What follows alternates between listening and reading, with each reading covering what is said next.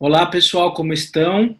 Bom, hoje eu trago mais um exemplo aí da Clínica do Desamparo, com esse modelo multiespacial das castrações e forclusões locais, que eu desenvolvi nos vídeos anteriores.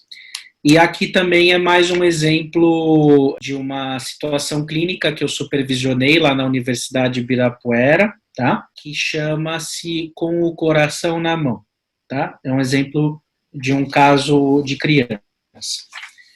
Então, essa situação clínica envolve a relação mãe e filho e caracteriza-se pelo seguinte: um menino de 7 anos possuía um diagnóstico de comprometimento cardíaco indefinido. Esse diagnóstico foi dado logo no nascimento e sua consequência principal para todos foi de que ele ficaria impedido de realizar atividades físicas por tempo indeterminado. Os médicos haviam dito que o coração precisaria se desenvolver mais para que a execução do esforço físico fosse reavaliada e possivelmente liberada. Então disseram assim, olha, seu filho tem um problema cardíaco, é melhor ele não fazer esporte, mas tinha uma espécie de fantasma em torno disso, ninguém sabia que problema cardíaco era esse, ia melhorar como, de que jeito. Isso foi gerando uma atmosfera persecutória na família e no menino. Então, qual foi a consequência desse diagnóstico para todos? Que antes de praticamente todas as atividades, não só as de esforço, que ele participasse, ele realizava um gesto de colocar a mão no próprio coração e, em seguida, olhar para a mãe, solicitando, sem palavras, a sua anuência para fazer o que estava posto, ou melhor, a autorização da mãe para realizar seu desejo. Então, o que acontece? Houve um efeito iatrogênico desse diagnóstico. Não intencional, claro. Por que iatrogênico? É um dano causado por uma intervenção médica, mesmo que diagnóstica. Um dano psíquico. Então, tudo passou a estar pelo crivo do coração dele. Ele botava a mão, olhava para a mãe, tipo, pode ou não pode? Não era nem simbolizado isso. Não era nem falado, não era problematizado, dialetizado, nada. Aquilo ficou como um núcleo duro, real no seu corpo. Uma espécie de traumatismo que o impedia de crescer e viver. Então, o que acontece? Mesmo depois dos exercícios terem sido liberados pelo médico, ele continuou com esse pedido de aprovação materna. Ou seja, sua vida ficou carimbada por um diagnóstico que lhe deixou muito mais impotente que o alcance clínico e protetor do diagnóstico médico. Então, as nossas intervenções foram no sentido de tratar esse trauma. Por que esse diagnóstico gerou essa condição fóbica tão extensa? É uma condição de alienação à mãe, portanto. Precisamente pelo que chamamos de dimensão do gozo, condição que, nesse caso, se apresenta de modo similar ao exemplo babás que babam, ou onde as babás babam, que é o exemplo do vídeo anterior. Já que é como se seu coração e, consequentemente, sua vida social e afetiva tivessem ficado presas ao outro materno. Em outras palavras, seu coração ficou retido, alienado, de modo que ele ficou impedido de deixá-lo bater por sua própria conta e risco. Isso quer dizer que, se por um lado foi o diagnóstico que ingenuamente provocou um efeito iatrogênico, por outro foi a dupla mãe e filho que se utilizou desse trauma para constituir uma mútua atmosfera de gozo. Então tinha uma complacência, uma coisa de alienação ali entre a mãe e o filho. Eles tomaram aquilo como uma forma de você não vai se separar de mim, um não vai se separar do outro. E de que maneira eles estão ligados? Através de uma espécie de cordão umbilical cardíaco. Qual foi, então, a intervenção chave realizada na presença da mãe e do filho, que permitiu a passagem da alienação para a separação? Foi: com seu coração na mão da sua mãe, ele não poderá bater por conta própria. Se seu coração bate por ela, você não vai deixar que ele bata por outras pessoas, amizades e interesses. Ou seja, pode parecer meio óbvio, né? Mas para ele não, porque para ele isso não era simbolizado. Aquilo era vivenciado como uma dor, mas ao mesmo tempo com uma certa satisfação que lhe trazia um certo porto seguro, né?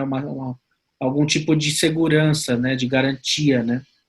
Então, quando diz assim, olha, o seu coração é seu ou é dela? Ele vai bater por ela ou ele pode bater por você mesmo?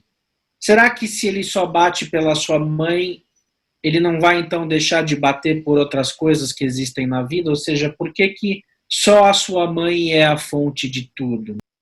Então, quando essa interpretação que questiona a alienação é feita usando o coração, ou seja, o coração é utilizado como metáfora e não só como objeto de gozo real, quando ele é simbolizado na linguagem, né, trazido para a linguagem, né, para o campo significante, aí isso tem um efeito sobre ele. Então, essa interpretação promoveu uma ruptura no cordão umbilical que existia, cardíaco, em função do trauma do diagnóstico. A consequência foi que não só a demanda de autorização da mãe se desfez do lado do menino, como a mãe também passou a não mais esperar por esse pedido.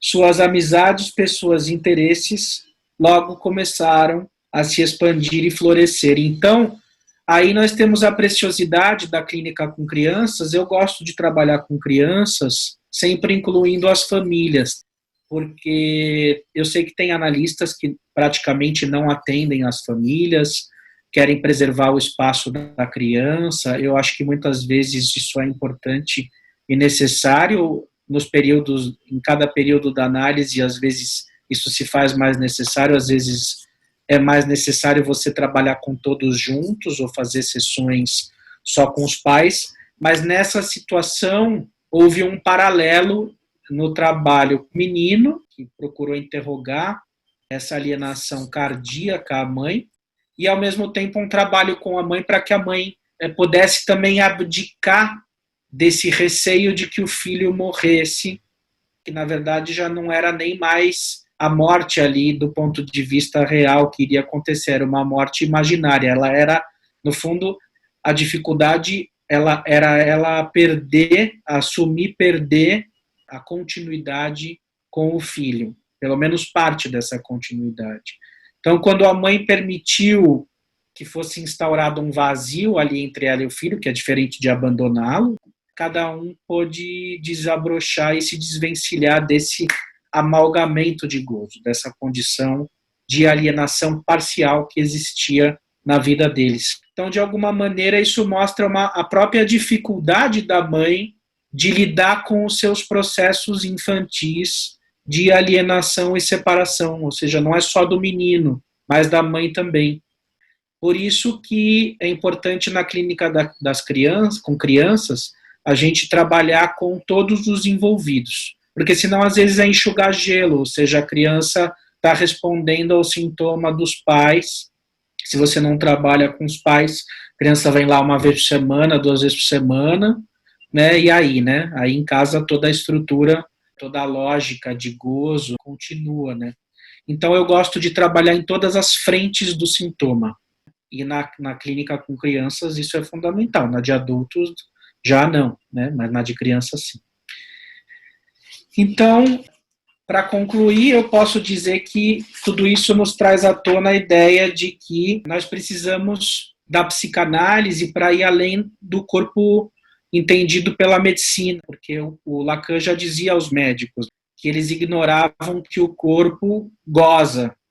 Então é nesse sentido de que a gente precisa ter uma visão do corpo para além do organismo. E por isso que, de que maneira a gente vai tratar o corpo para além do organismo? De que maneira a gente vai tocar o gozo? Pela linguagem, através das brincadeiras, das metáforas. Ou seja, nós vamos permitir que haja um deslocamento desse gozo oral, né, num gozo que esteja no gozo real, muitas vezes oral, num gozo parcial que esteja a favor do sujeito, que esteja alinhado com o desejo. Que gozo e desejo não são antagônicos necessariamente.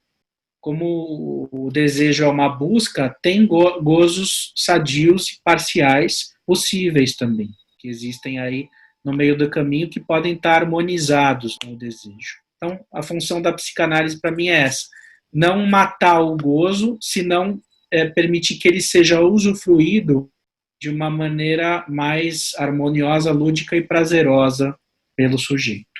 Tá certo? Muito obrigado e até o próximo vídeo.